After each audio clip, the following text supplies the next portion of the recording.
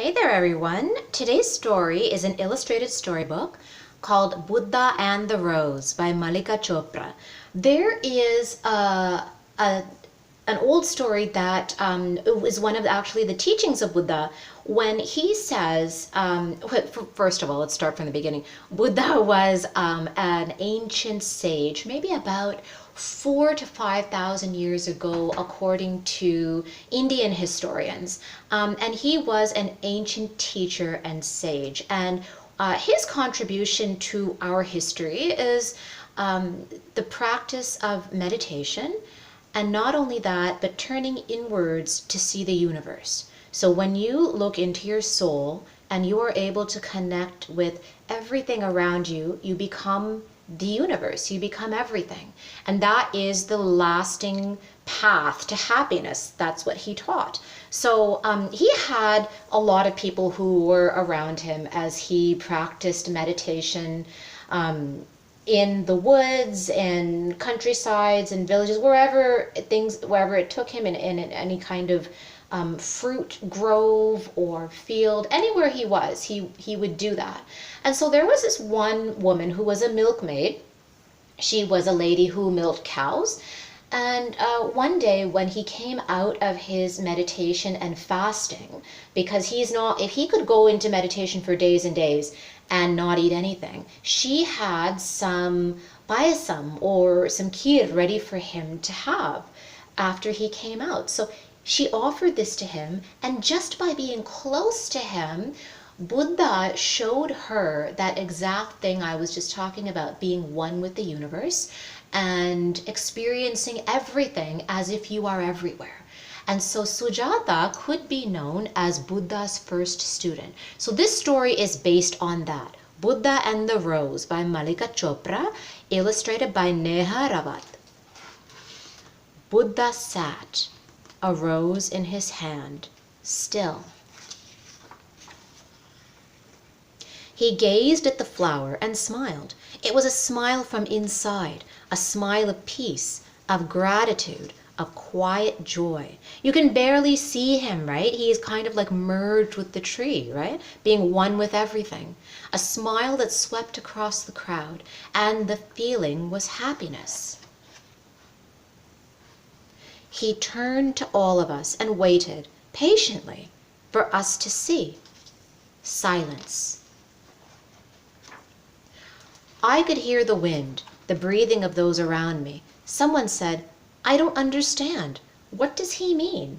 Another whispered, "Why isn't he saying anything?" But then this little girl focuses on the rose in his hand. He sat, still silent, no words, present, just being. I looked at the rose in his hand. I was confused, so I closed my eyes. I took a breath, in and out. I opened my eyes. And I saw it. In that moment, I felt totally awake, alive, like I had never felt before. And I saw the rose in all its glory. I saw the deep, rich colors of each rose petal, the petals perfectly placed, giving the flower its special shape. I smelled the scent of the rose drifting toward me, a perfume sweet, delicate, yet so powerful. See, we think that we can just see a rose and say, oh, it's so beautiful, but it's different when you're experiencing the rose inside out. Everything that happened to the rose, how it grew, its seeds, everything. And I sensed its journey, a seed that had traveled through space and time to find its sacred place in the ground. I felt the warmth of the sun on the dirt, the energy flowing up through its stem, its thorns and its leaves. I felt the coolness of the black night, glittering with all the stars in the galaxy. I felt the moment before the seed chose to blossom into a flower. She experienced every aspect of its growth and existence. I saw the clouds, the rain, and the rainbows. I saw a double rainbow. I saw the insects feeding the soil. I heard birds singing and dancing in circles around the rose. And there were the bees making sweet honey. I saw children sweetening their food with the same honey. That's amazing. Like in any aspect of life, we just see that moment. She's seeing all the moments. I saw beautiful flowers in the temple at festivals, people praying, dancing, and celebrating. I saw couples marrying with garlands on their necks and rose petals spread on the ground by their feet. I felt love, joy, eternity. I closed my eyes, taking in a beauty I never before knew existed. That is self-realization, everyone. That's what they're talking about. That's enlightenment. As I opened my eyes, I gasped. I saw myself looking at the rose. I saw the earth, the sun, the stars, and the galaxy around me, and I knew I was magic and special, just like the rose. I felt grateful for all that had brought me to this place, to this moment, to truly see the rose, to truly see myself as a part of the whole of this magnificent universe.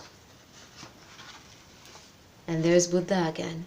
I looked at Buddha's face and saw that he knew I understood, and all I could do was smile. That is incredible. And you know what? Have you guys ever seen Kung Fu Panda? Like at the end of the first movie, he is self-realized. When he can't do Kung Fu, he's trying to think about it the entire time.